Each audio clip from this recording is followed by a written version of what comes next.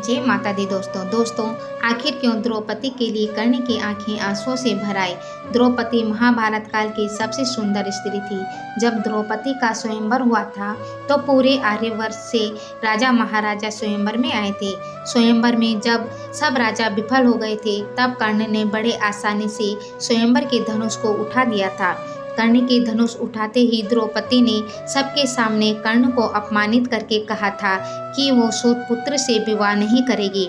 द्रौपदी कर्ण की वीरता को नहीं देख पाई, शौर्य को नहीं देख पाई, सिर्फ ये है कि कर्ण सूत पुत्र हैं। इसके बाद से कर्ण द्रौपदी से घृणा करने लगे थे। एक बार द्रौपदी के लिए उनकी आंखें आंसुओं से भर गई थी। आखिर क्यों कर्ण द्रौपदी के लिए भावुक हो उठे। दोस्तों, दानवीर कर्ण अपने जीवन में सदा दान पुण्य किया करते थे। वो हमेशा अपने दिए हुए वचनों का मान रखते थे।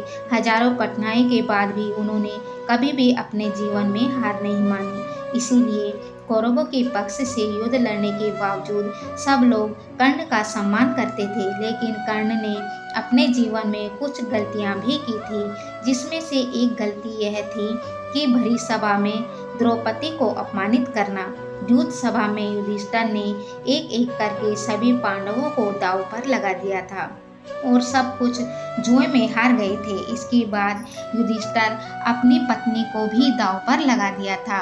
उसके बाद दुशासन द्रौपदी के बाल खींचकर युद्ध सभा में लाया और उसकी वस्त्र हरण करने की कोशिश की। कर्ण ने दुशासन को रोकने की कोशिश भी नहीं की।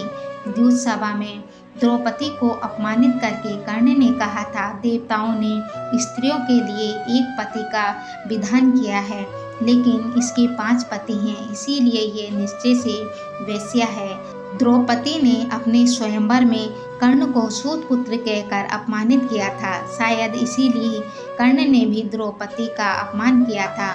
और फिर जिस द्रौपदी से कर्ण नफरत करते थे उनके लिए फिर कर्ण की आंखें क्यों भर आई।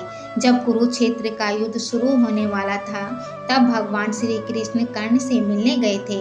उन्होंने कर्ण को उनकी असली पहचान बताई। उन्होंने कर्ण से कहा, कर्ण तुम सूत पुत्र नहीं, तुम कुंती पुत्र हो।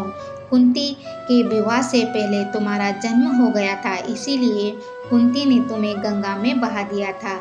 तब से सूत अधिरथ और राधा माता ने तुम्हें पाल पोस कर बड़ा किया है। कर्ण पांडव तुम्हारे भाई हैं, तुम उनके पक्ष में आ जाओ। अगर तुम पांडवों के पक्ष से युद्ध लड़ोगे तो ज्येष्ठ भ्राता होने के कारण तुम ही हस्तिनापुर के सम्राट बनोगे।